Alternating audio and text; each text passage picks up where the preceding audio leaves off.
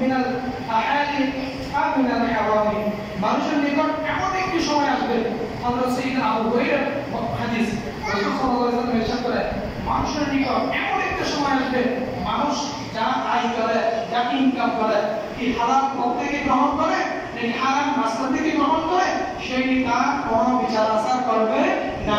আমি যদি এখন প্রশ্ন করি, আমিও তো একজন ব্যবসায়ী, ঠিক না? তো আমরা যখন এই অর্থ ইনকামের জন্য যে কাজে করি, যে পেশা করতে থাকি, আমাদের দেশে যারা রাজনীতি করে, যারা সমাজনীতির মধ্যে জড়িত, যারা ব্যবসার মধ্যে জড়িত, যারা ইত্যাদি পেশার মধ্যে জড়িত, আমরা সাইয়্যিদনা ইমাম আবু হানিফা রাহিমাহুল্লাহ, ইমাম আবু হানিফা রাহিমাহুল্লাহ যেই পদ্ধতি, ওই পদ্ধতির মধ্যে আমরা ব্যবসায়িক, আমরা অনেক বেশি মানুষ আমরা নাই, আমরা টাকাটা কি আপনার হারাম থেকে আসে, হালাল থেকে আসে, ওটা টাকার কোনো চিন্তা নাই। নেতার যখন ভাগ আসে, ওটা কি 4 টাকা, মসজিদ রন্ধনের টাকা, দর্শনের টাকা, বিবাহ বিচ্ছেদের টাকা, অত টাকার কোনো প্রয়োজন মনে করে না। তারপর তা সে মেরে হইল, এটা বড় কিছু প্রতি মাসে মাসে হারাম থাকতো মহামারের সামনে। আচ্ছা, আপনি যেগুলো নিছেন ওগুলো কি হালাল নাকি হারাম? হারাম। ওগুলো কি হারাম? হারাম কি? হাদিস শরীফের মধ্যে এসেছে, একজন সবরকারী ব্যক্তি একটা কথা বলে একটা মানুষ চলে আসে, সবরত ব্যক্তি আল্লাহ দরবারে দোয়া করে, আল্লাহ আমাকে এটা দাও, ওইটা দাও, ওইটা দাও, দোয়া করতেছে। আল্লাহ পাক রব্বুল আলামিন ইব্রাহিম আলাইহিস সালামের তাদেরকে ডেকে বলেন, হে তোমরা যাকে দেখতেছো আমার দরবারে দোয়া করতেছে, আল্লাহ আমাকে এটা দাও, ওইটা দাও, আমরা আল্লাহর কাছে চাই না? প্রত্যেকে আমরা চাই না? চাই। আল্লাহ ডেকে বলেন, আর আমি তার দোয়া কবুল করার জন্য উন্মুখ হয়ে আসছি, সে যখন মনে সেটা কবুল করার জন্য, তাকে সেটা দেওয়ার জন্য, কিন্তু আমি তার দোয়া কবুল করতে পারি না। আল্লাহ কেন আপনি তার দোয়া কবুল করতে পারেন না? বলে যে সে যে পানিগুলো খায় ওগুলো হারাম, যে তার গায়ের মধ্যে যে পোশাক রয়েছে ওই পোশাকটা হারাম, সে যেগুলো খাবার বক্ষণ করে ওই খাবারগুলো হারাম, ওই জন্য তার দোয়া আল্লাহ রব্বুল আলামিন আমি আল্লাহ কবুল করি না। উচ্চ আওয়াজ দিয়ে বলেন আলহামদুলিল্লাহ। তাহলে আপনার পানি যদি, আপনার খাবার যদি, আপনার পরিবারের পোশাক যদি হারাম ইনকামের হয়, কিসের ইনকাম? হারাম ইনকামের হয়, তাহলে আল্লাহর দরবারে আপনার দোয়া কবুল হবে না। মুস্তাজিবুদ দাওয়া এই শব্দ অর্থ হলো আল্লাহর দরবারে যা দোয়া করবে তাই কবুল হবে, কোনো দোয়া কি হবে না, কেন যাবে না।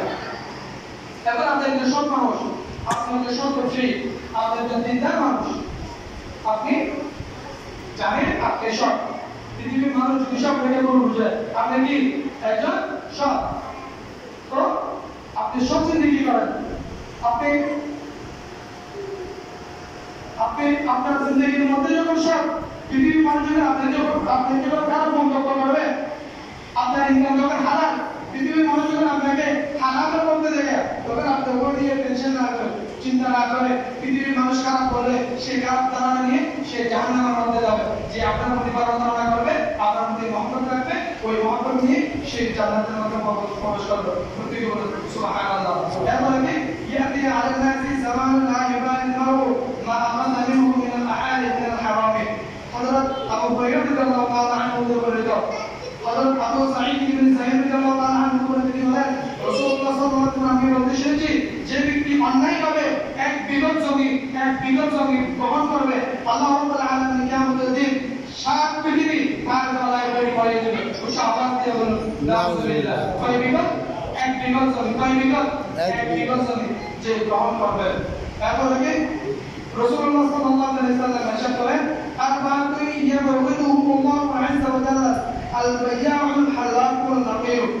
রাসূলুল্লাহ সাল্লাল্লাহু আলাইহি ওয়াসাল্লাম ইরশাদ করেন, চার ধরনের ব্যক্তিকে মহান আল্লাহ ঘৃণা করেন। কয় ধরনের ব্যক্তি? চার ধরনের ব্যক্তি।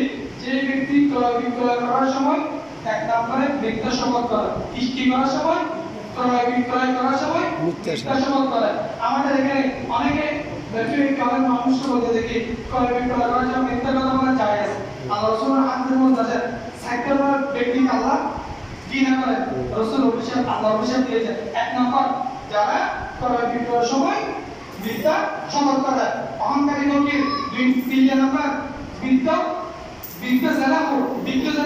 চতুর্থ নম্বর, অত্যাচারী নেতা। অত্যাচারী নেতা, যেই নেতা বিচার করার সময় আপনাকে বলবে তুমি টাকা 10,000 দাও, ওনাকে বলবে তুমি টাকা 30,000 দাও, যিনি 30,000 টাকা দিছে যেহেতু পিএফ টাকা, কিসের টাকা? পিএফ টাকা, একটু শোনা করে দিতে আমাকে, যিনি 30,000 টাকা দিছে বিচারটা তার পক্ষে চলে গেছে। আচ্ছা বলুন তো আল্লাহ তাকে অভিশাপ দিবে? তিনি সৎ নেতা নাকি অসৎ নেতা? অসৎ নেতা। তিনি যোগ্য নেতা নাকি অযোগ্য নেতা? অযোগ্য। তিনি আল্লাহ এবং রাসূলের মনোনীত ব্যক্তি নাকি আল্লাহ এবং রাসূলের অভিশপ্ত ব্যক্তি? অভিশপ্ত ব্যক্তি। আল্লাহ এবং রাসূলের অভিশপ্ত ব্যক্তি। আল্লাহ তাআলা আমাদেরকে ওই সমস্ত অপকর্ম থেকে আমাদের প্রত্যেককে হেলাকে তারপর করতে বলুন আমিন। তারপরে আবু হুরায়রা রাদিয়াল্লাহু তাআলা আনহু তিনি বলেন ইন্নাল্লাহ তাআলা ইয়াকুলু আনা তা'আলিস শারীকাইন মা লাম ইয়াকুন আহাদুহুমা সাহিবুহু ফাইদা খানু খারাজতুম মিন বাইনিহিম। হযরত আবু হুরায়রা রাদিয়াল্লাহু তাআলা আনহু বলেন দুইজন সৎ ব্যবসায়ী যখন একে অপরের সাথে ওয়াদা করে সৎ ব্যবসা করবে, একে অপরের হক আদায় করবে, একে অপরের আমানত রক্ষা করবে, আল্লাহ তাআলা বলে তৃতীয় জন ব্যক্তি হিসেবে তাদের আমানতটা রক্ষাকারী হিসেবে তৃতীয় একটি হাত হয়ে যায়, ওই হাতটি হলো আল্লাহর হাত। ওই হাতটি কার হাত? আল্লাহর হাত। আল্লাহর হাত। আল্লাহ তাআলা আল্লাহ রাসূলের হাদিসের মধ্যে বলেন যতক্ষণ পর্যন্ত তারা একে অপরের প্রতি সৎ থাকবে, একে অপরের হক আদায় করবে, আল্লাহ ততক্ষণ পর্যন্ত তাদেরকে তাদের সঙ্গে থাকবে। যতক্ষণ শিয়াদার ব্যক্তি, অংশীদার ব্যক্তি হক রক্ষণ করবে, আল্লাহ বলেন তখন আমি আমার রহমতের দৃষ্টি তাদের কাছ থেকে ফিরিয়ে নিই। প্রত্যেক বলেন নাউজুবিল্লাহ। এরপরে তখন রাসূলুল্লাহ সাল্লাল্লাহু আলাইহি ওয়াসাল্লাম মানিফাল বাবায়ে হাক্কান লিল মুসলিমিন বিয়ামিনিহি ফাকাদ আওজাবা আল্লাহু লাহু النار وحرم عليه الجنة قال له রাসূলুল্লাহ সাল্লাল্লাহু আলাইহি ওয়াসাল্লাম যে ব্যক্তি কোন মুসলমান হক ছিনিয়ে নেবে আল্লাহ তাআলা তার জন্য জাহান্নাম নির্ধারণ করবেন, জান্নাত তার জন্য হারাম করে দিবেন। কোন মানুষের হক, কিসের হক? কোন মানুষের হক যদি কেউ ছিনিয়ে নেয় আল্লাহ তাআলা তার জন্য জাহান্নাম নির্ধারণ করবেন, আল্লাহ তার জন্য জান্নাত হারাম করে দিবেন। وقال رسول الله صلى الله عليه وسلم رسول الله صلى الله عليه وسلم ارشاد لا تقبل صلاة بغير طهور ولا صدقة من غلول। রাসূলুল্লাহ সাল্লাল্লাহু আলাইহি ওয়াসাল্লাম ارشاد করেন পবিত্র ব্যতীত নামাজ কবুল হয় না। কিসের ব্যতীত? পবিত্রতা। নামাজের জন্য নামাজের ভিতরে হয় না কয় ফরজ? 13 ফরজ। কয় ফরজ? 13 ফরজ। আচ্ছা একটা কথা বলি, নামাজ কেন পড়বো? আল্লাহ যে বাঁচিয়ে রাখে ওই বিষয়টির সামনে আলোচনা করবো। এই নামাজের 13 ফরজ যদি ফরজ বিষয়টি যদি আমি আপনি না জানেন, নামাজ পড়তে ইচ্ছা হবে? নামাজের প্রতি আকৃষ্ট থাকবো? নামাজের যে 13টি ফরজ ভিতরে হয় 13টি ফরজ, 5 ওয়াক্ত নামাজ আদায় করা সে একটা ফরজ, কিন্তু প্রত্যেক ওয়াক্ত 2 রাকাত নামাজের মধ্যে 7টি মাসালা রয়েছে। 2 রাকাত নামাজের মধ্যে কয়টি মাসালা? 7টি মাসালা। 2 রাকাত নামাজে কয়টি মাসালা? 7টি মাসালা। সুযোগ পেলে সাথে সাথে আলোচনা করব। আজকের বিষয়বস্তু ছিল হারাম সম্পদ অর্জনের অসংখ্য করে দিয়েছে, যেহেতু এই জন্য আল্লাহ তাআলা বলে পবিত্রতা ব্যতীত নামাজ কবুল হয় না, অবৈধ সম্পদ দানকারীর দান কবুল হয় না, অবৈধ সম্পদ। আর হাদিসের মধ্যে ভাবে এসেছে যে ব্যক্তি অবৈধ সম্পদ একত্রিত করে এবং এগুলো দান করে, মানুষের কল্যাণের জন্য কি করে? দান করে। আল্লাহ রাসূল বলেন তার করার মধ্যে কোনো সওয়াব থাকবে না, কিন্তু তাকে অবশ্যই অবৈধ সম্পদ অর্জনের কারণে তাকে অবশ্যই শাস্তি ভোগ করতে হবে, তার শাস্তির দাম কেউ নেবে না। এরপরে তখন রাসূলুল্লাহ সাল্লাল্লাহু আলাইহি ওয়াসাল্লাম মারিস তারা ইয়াওম ইয়াশরাতি দারাহিমা ওয়া ফি দিরহাম হারাম লাম ইয়াকবিলু তাআলা লাহু সালাতান মা দামা আলা আইনি। রাসূলুল্লাহ সাল্লাল্লাহু আলাইহি ওয়াসাল্লাম ইরশাদ করেন যে ব্যক্তি 10 দিরহাম দ্বারা কাপড় তৈরি করলো তারপরে 1 দিরহাম হারাম হয়ে যায়। কয় দিরহাম? 1 দিরহাম হারাম হয়ে যায়। রাসূলুল্লাহ সাল্লাল্লাহু আলাইহি ওয়াসাল্লাম ইরশাদ করেন ওই তার কাপড় পরিধান অবস্থায় সে যতক্ষণ নামাজ পড়বে, যতক্ষণ ইবাদত করবে, জিকির করবে, তার কোনো ইবাদত আল্লাহ দরবারে কবুল হবে না। এরপর ওয়ান আবি হুরায়রা রাদিয়াল্লাহু তাআলা আনহু قال قال رسول الله صلى الله عليه وسلم من سأل الناس أموالهم فكفر فإنما يسأل جمعا فليستقل أو ليستكثر رواه مسلم। وعن أبي هريرة رضي الله تعالى عنه তিনি বলেন রাসূলুল্লাহ সাল্লাল্লাহু আলাইহি ওয়াসাল্লাম ইরশাদ করেন যে ব্যক্তি তার মাল সম্পদ বাড়ানোর জন্য, কি বাড়ানোর জন্য? মাল সম্পদ বাড়ানোর জন্য অপরের কাছে ভিক্ষা করে, অপরের কাছে কি করে ভিক্ষা করে, কিন্তু তার মধ্যে কি রয়েছে চলার মতো। ওই বললাম না একদিনের কাজ, কয় দিনের কাজ, কয় দিনের কাজ, একদিনের কাজ। আচ্ছা হাদিসটা মানে একটু পরে বললাম। রাসূলুল্লাহ সাল্লাল্লাহু আলাইহি ওয়াসাল্লাম যেটা প্রথম কথা আসে না, বললাম কি যেন বলতে আসে, একজন অন্ধ ব্যক্তি, একজন কি ব্যক্তি, অন্ধ ব্যক্তি, সেই সহযোগিতা নিয়ে ভিক্ষা না করে, কি না করে, ভিক্ষা না করে সহযোগিতা নিয়ে, ছোট্ট বাচ্চার সহযোগিতা নিয়ে পাহাড় থেকে কাঠ কেটে বাজারের মধ্যে বিক্রি করে সেই যে সম্মানের রিজিক উপার্জন করে, কি রিজিক, সম্মানের রিজিক।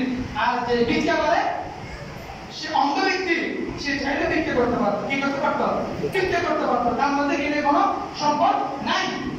কিন্তু আল্লাহ রাসূল সাল্লাল্লাহু আলাইহি ওয়াসাল্লাম বলেন সে ভিক্ষা না করে, সে পাহাড় থেকে কাঠ কেটে বিক্রি করে সেই যে ইনকাম করেছে, ওই ইনকাম আল্লাহ রাব্বুল আলামিন বলেন তার মতো মর্যাদাপূর্ণ ব্যক্তি তো আর হতে পারে না, তার চাইতে সম্মানী ব্যক্তি তো আর হতে পারে না। হাদিসের মধ্যে এসেছে যেই মানুষের মধ্যে, আমাদের সমাজে কিছু মানুষ থাকে সম্পদ টাকার বড় গরিবের হাত চালার চেষ্টা করে, সম্পদ নাই, কিছু নাই, মানে মানুষের কাছে খুঁজে, মানুষের কাছে কিছু চেয়ে মানে ওরকম বাঁচতে চায়। কিছু পরিবার ওরকম আছে না, সচ্ছল মানুষকে দেখায় অসচ্ছল। মসজিদের জন্য যখন টাকা দেওয়া হবে তখন তার মধ্যে টাকা থাকে না, মাদ্রাসার জন্য যখন টাকা যায় তার হাতে টাকা থাকে না, সামাজিক উন্নয়ন কোনো কাজের মধ্যে যখন টাকা যায় তখন তার মধ্যে টাকা থাকে না। ওরকম কিছু মানুষ আছে না, সে এদিকে জায়গা, ওদিকে সম্পদ, ওদিকে ব্যাংক ডিটেইলস সব কিছুই করতে পারে, মসজিদের জন্য চাইলে, মাদ্রাসার জন্য চাইলে, সমাজের জন্য চাইলে তার মধ্যে টাকা থাকে। আত্মীয় তার চাইলে তার মধ্যে টাকা আছে। আল্লাহ কিন্তু কারণ চাইতে তাকে বেশি পছন্দ করেন। আমার নবী বলুন আল্লাহ মানে চাইতে তাকে বেশি কি করেন, পছন্দ করেন। আমাদের বুঝছেন, দান আপনি করবেন, যা সওয়াব দান দিবেন, তার চেয়ে আর ডাবল সওয়াব। সুবহানাল্লাহ, সুবহানাল্লাহ। তাহলে রাসূলুল্লাহ সাল্লাল্লাহু আলাইহি ওয়াসাল্লাম ইরশাদ করে, যে ব্যক্তি নিজের মাল বাড়ানোর জন্য লোকের নিকট মাল ভিক্ষা করে, নিজের মাল বাড়ানোর জন্য অন্যের নিকট মাল ভিক্ষা করে, নিশ্চয় সে জাহান্নামের আগুনের কয়লা ভিক্ষা করলো। নাউজুবিল্লাহ, নিশ্চয় সে কিসের কয়লা ভিক্ষা করলো, জাহান্নামের আগুনের কয়লা ভিক্ষা করলো। আল্লাহ তাআলা আমাদেরকে হেদায়েত দান করুন। আমাদের আজকের বিষয়বস্তু কি ছিল? হারাম হালাল সম্পদ অর্জনের অশুভ পরিণতি। একজন মুসাফির ব্যক্তি যার দোয়ার মতো কোনো কি থাকে না, ক্ষমতা থাকে না,